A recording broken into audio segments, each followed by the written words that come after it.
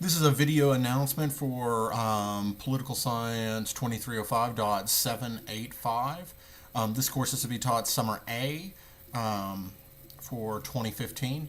I am the instructor of record, Taylor McMichael. In your emails, you can call me Professor McMichael, you can call me Taylor, whatever you prefer.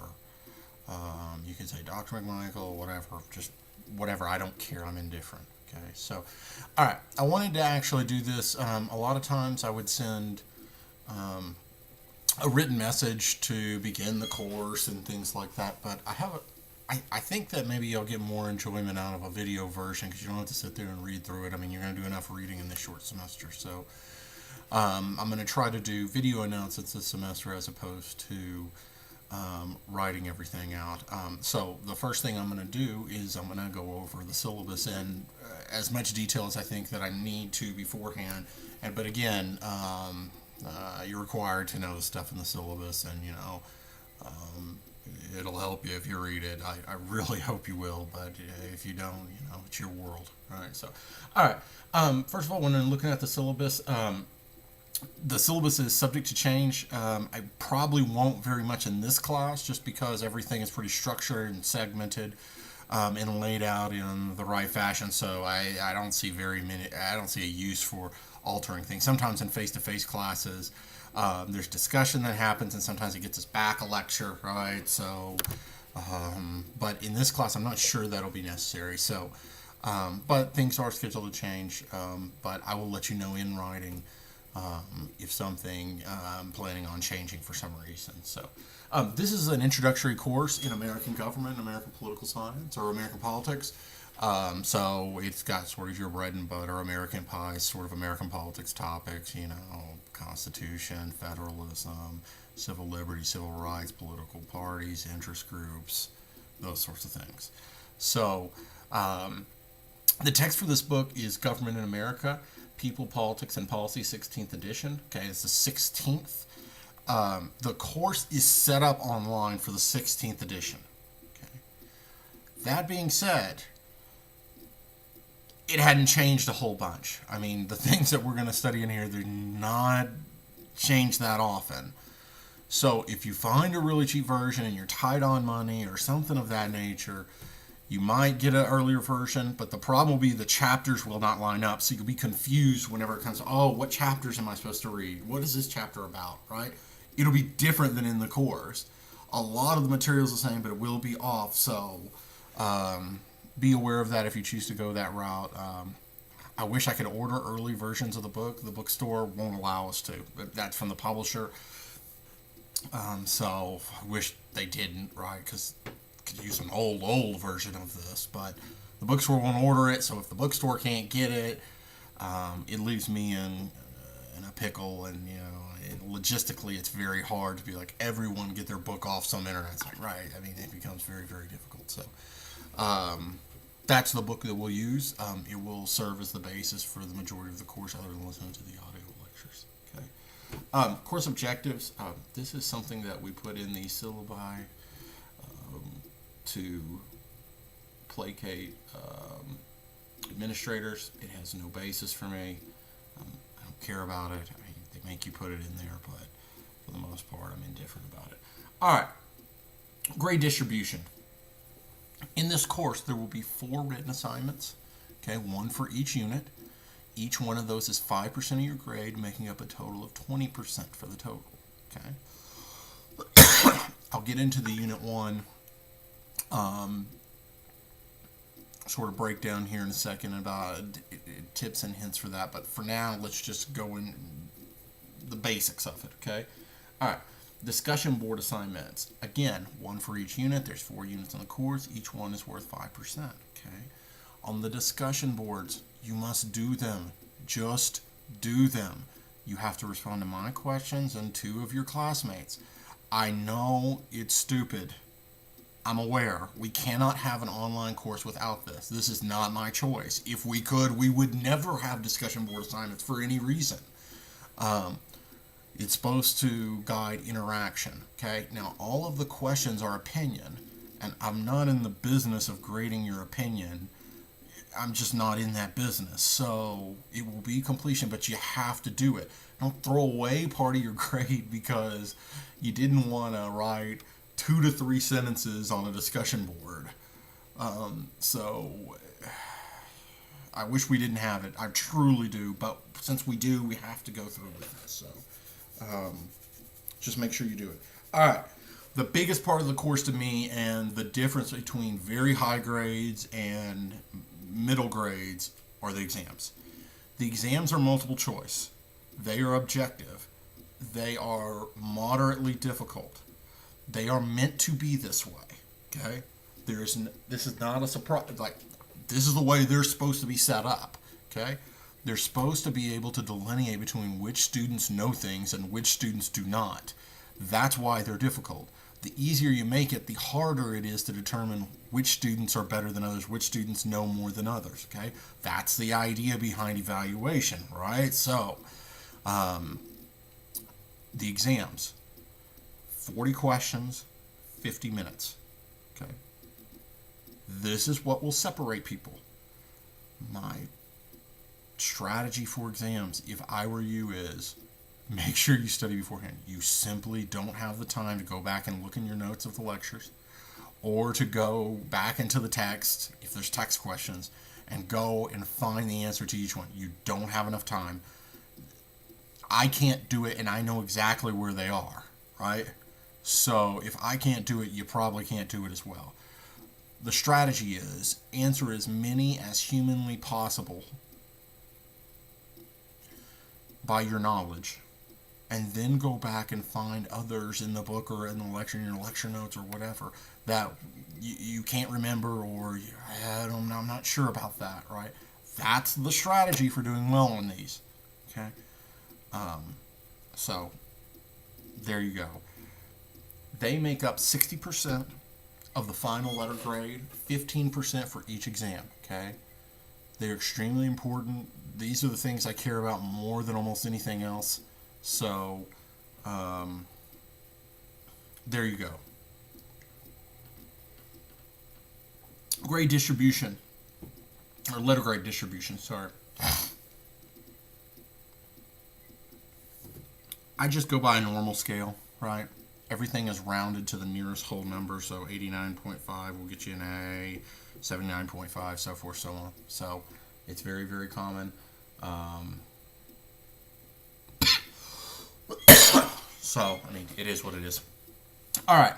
Course policy, students with disabilities. Students with disabilities that are admitted to UT Permian Basin may request reasonable accommodations and classroom modification as addressed under Section 504 of the American with Disabilities Act. Students needing assistance due to a disability must contact the director of the PASS office. That's room 1160. There's their phone number prior to receiving accommodations. If you have some sort of a disability, what I'll normally do is you bring your letter from them saying, yes, we recognize this is a disability. You are entitled to receive this, and this. Okay. What happens is usually I take that letter and I'll make a copy of it. I'll give you your letter back. I'll sign saying that I know that you need these accommodations. If you're in the area, you're welcome to come and meet with me in my office, and I'll show you how I did it exactly, how I provided those accommodations. If you're not, I'll be happy to send you screenshots of exactly how I provided this accommodation, and then ask for a confirmation that you got the email. I want everyone to be able to do as well as humanly possible. So, I want to make sure that everyone gets a fair chance, right? So that's the idea behind that, okay? All right. Class communication. There are times when you may want to contact me one-on-one, whether that be for you have a problem in the course, or you don't understand some of the lecture materials, or you don't understand what the book might be this, or you don't know what's going on, or so forth, so on. Okay. I am required to keep multiple methods of contact. Okay. This includes my office phone, which I will almost not be in my office almost ever this summer.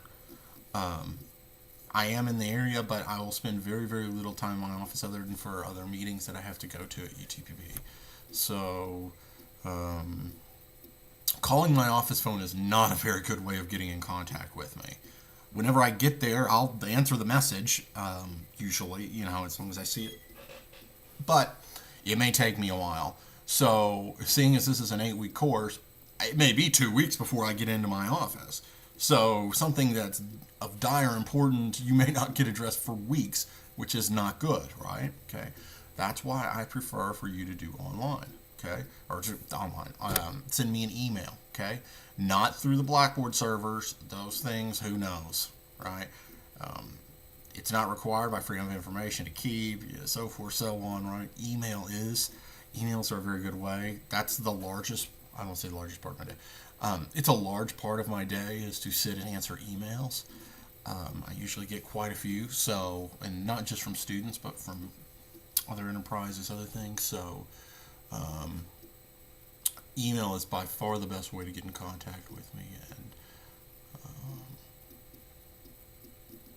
and usually, and so when you send me an email, I answer within 48 hours. Okay, I try my very hardest to do that. Sometimes things may come up where I'm not able to, but usually I do. Usually it's within 48 hours, and I will send you some sort of a response, right? Either saying yes, no, maybe, this is this, that is that, so forth, so on. Right? Okay. When you send me an email, make sure the easiest way to do it is to go through Blackboard and it'll say email on the side and then just select me and send it to me. That way I know your full name, things like that. Sometimes when you're using private emails and things like that, it'll have only your first name, and there's close to 60 people in the class. So it's quite possible there's another person with the same first name. So I have no idea who you're talking about. So I have an idea, but at the same time, it may be hard for me to decipher. And so it may take me longer to answer your email because I don't have that. Usually what happens is that if you send me an email through there, it's got your name, your section, everything like that, when you send it, so forth, so on, and I can respond to those a lot more effectively. You're always free to not go through that method, but, it makes these things easier on both of us. One small thing, try to be as coherent as possible. Sometimes I read emails and they're not very coherent, so I may send you back something that says, I don't understand what you're talking about, right? So if you have just your first name and you're like, I think I did good on that assignment, what happened? If you send me an email like that, I'm like, I don't know who you are. I don't know which assignment you're talking about. I don't know this. I don't know that. So I'll ask for clarification, right? So try to be as clear as possible with me. And so that way I can answer the best way that I can in as short a time period as possible. Okay. Do not send multiple emails with the exact same message. So what happens is that my UTPB is forwarded to my Gmail, okay? And what happens is I have this long list of them, and I have a folder set up for emails that I need to answer immediately, right? And so usually that's where I put student emails. And so those are the ones that I get to first. Some mornings I'll wake up with 120, and if you send the exact same message twice, it just kind of rubs me the wrong way. I know it's petty, right? I know it is, but I'm like, man, why did you do that, right? Why did you do that and just add to my count of emails? All right, so try not to do that if at all possible. It shouldn't be that difficult, but if that's the way things go, that's the way things go, I imagine. All right. Academic dishonesty is not permitted in this course. Technically, it should never be permitted no matter what, but I thought we should just lay that out here to begin with. All assignments are checked very thoroughly. I catch 2 to 3 a semester. Please don't do this. Here's what happens if you are suspected. I will send you a note saying this looks like academic dishonesty. Right? I'll do it securely, right? So, for example, I'll do it like on a wide discussion board or something. This person is, no, I'm not going to do that. And I'll call you out in front of other people. It's secure, private email. I'll say, look, there's a problem here, okay? And here's what the problem is. Usually what happens is I'll wait for a response from you. First thing I'll do is I'll score to 0, okay? First thing I'll do is score to 0, and I'll leave you a note in your feedback that says, I have a problem with this. And then I'll send you an email detailing why I have a problem with this, okay? All right. what happens is I'd like a response from you. Just say, hey, either, man, I messed up, right? I was doing stuff really quickly. I messed that up bad. Um, it won't happen again, that sort of stuff, okay? Or you can say, hey, it's not true, okay? I don't know what you're talking about, okay? And that is your prerogative, right? That is what you have the right to say whatever you want in response to um, any claims that there might be some academic impropriety going on there, okay? So that's up to you, that's up to you. What happens then is I will usually file a form that's called a faculty disposition of academic slash scholastic dishonesty. Okay, and so basically I have to write up a huge report saying why I thought there was academic dishonesty going on in this assignment, provide some details, things like that, provide screenshots, that sort of thing. Okay, I send it over to the Dean of Students, Penny Nichols. Okay, Penny is pretty good about these things, so I will suggest for a first-time offense that I'll give you 0 on the assignment. Happens again, F in the course. Okay, I think that's pretty standard policy. Now, if Penny finds that you were and he can add extra sanctions. Now, I usually tell Penny, I don't want anything draconian, right? Don't go crazy here, right? But I can't stop him. He is the dean of students, right? That's his job, is to apply discipline to students who do bad stuff, right, or do stuff they're not supposed to do, right? That's what he does. That's what they pay him the big bucks for, right? So I can't promise you that he won't. So please be mindful of that. And like I said, a second instance, F in the course, and it's happened before, but I don't envision it happening again anytime soon. But who knows, right? I'm always sort of surprised by what happens on a day-to-day basis. Okay. All right. Due dates for each unit can be found in Blackboard under course schedule. I reserve the right to extend due dates based on circumstances of the course. However, I will not move 40 dates. There won't be anything where it's due June 14th and now it's due June 10th, right? That's not how I roll, right? That's not what I'm in the business of doing. I live by a schedule just like most others do. So, and I'm pretty understanding of, I have this time set out to do this, this, this, and this, and we'll talk about sort of my life and things like that, and you'll see why that's the way that goes. All right. Grades will be maintained in the Blackboard course shell. Okay, there will be a column. I'm not sure it's up yet. I'm not sure I've done it yet, but I will very soon. It will be called weighted grade. Okay, weighted grade. That is your score currently in the course. Okay. Now, there may be a course curve at the end of the semester. In the spring, there was no need. So don't get your hopes up, right? Sometimes if things are going really badly, there might be, if everyone's doing poorly. But my experience is recently, that's not the case. So don't count on that for any reason. Count on doing good work much more than, well, maybe everyone else will be really bad, right? That's a bad assumption to make. And I wouldn't recommend it under any circumstances. If you have a question regarding any grades, feel free to send me an email. All right, feel free to send me an email. I'll say, why did I get this? Oh, well, the reason you got this was X, Y, and Z, and I'll send that to you. So it's not that big of a deal. Okay. All right, quizzes. This course utilizes quizzes for the objective exams. Each student must attempt at each quiz in each unit. The unit exam will not open. It will not be available to you until all quizzes are complete. Okay? I don't care what you make on these quizzes. They're not a part of your grade. They are for you. Many similar questions show up on the exam. That's why they're there.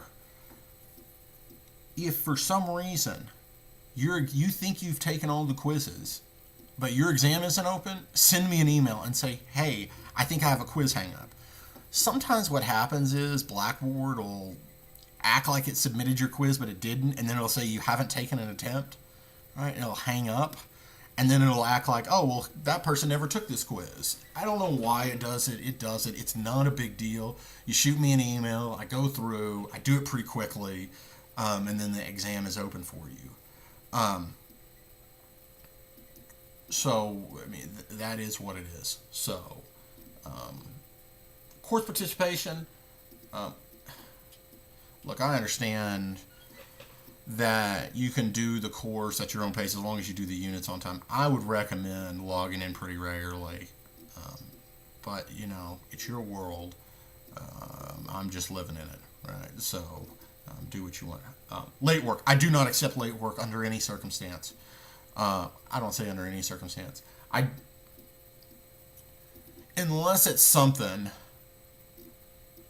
that really is troublesome to me. It's got to be something way out of your control. Okay.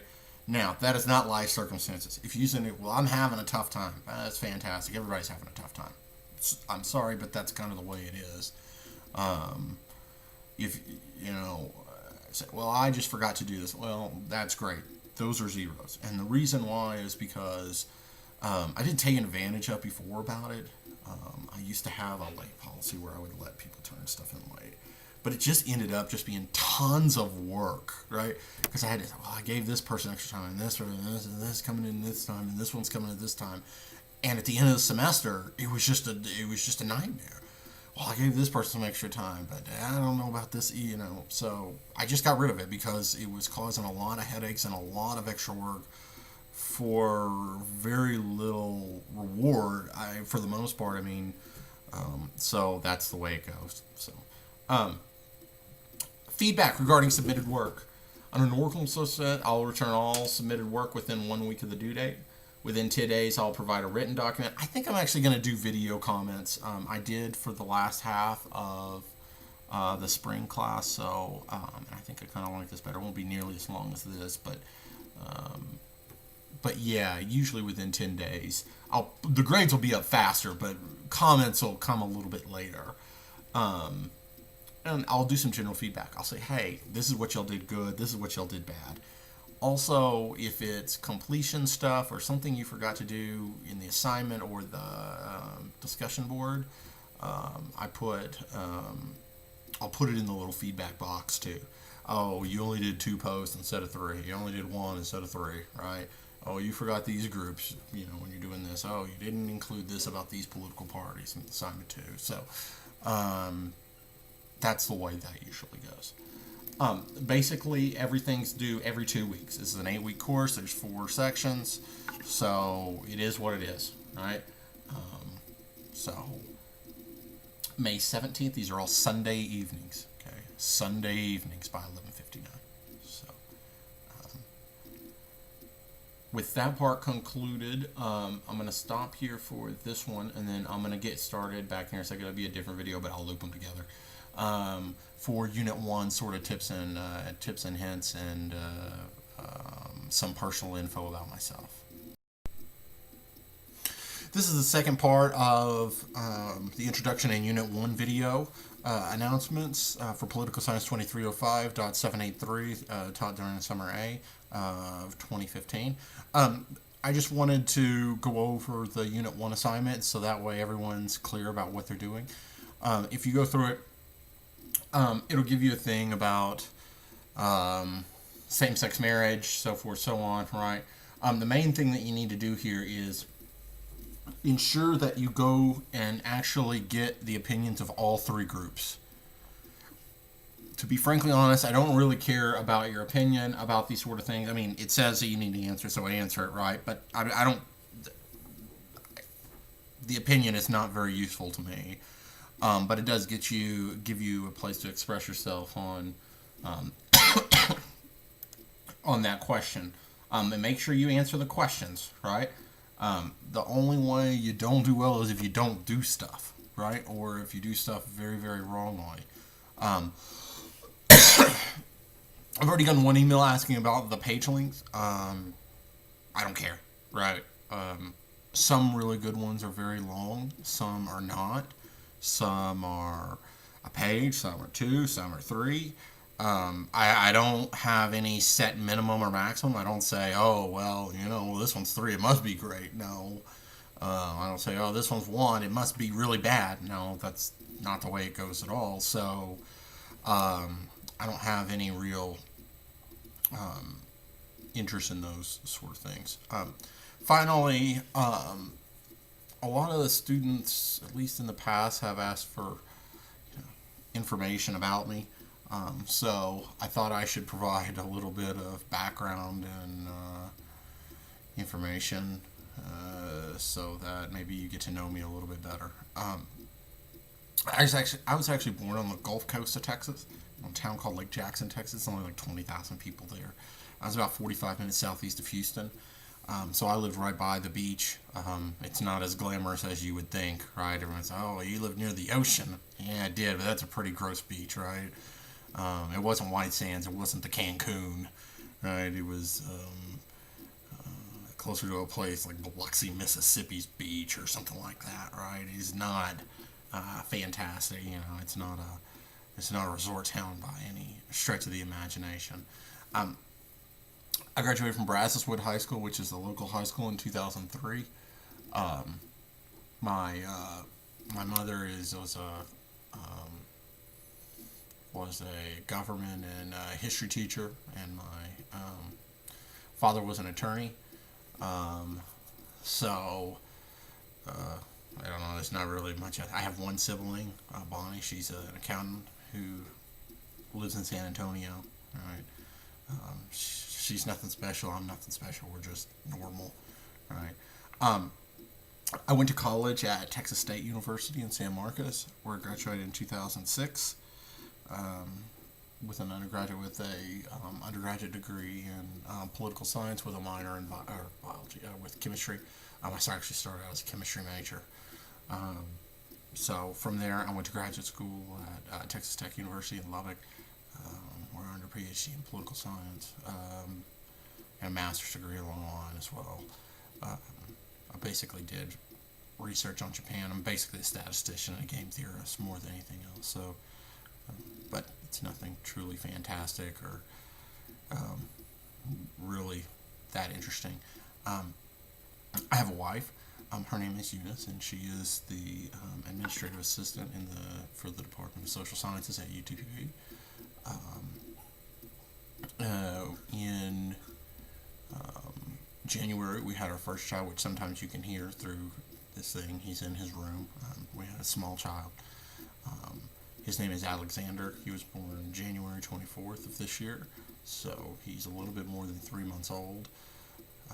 He just does what he does, right? He wants to live his life. He didn't care what dad or mom think of him or what they're doing or arrange their schedules or anything like that. So sometimes when you see the bloodshot eyes, or maybe I'm a little groggy or something like that, it may have been a tough night. So,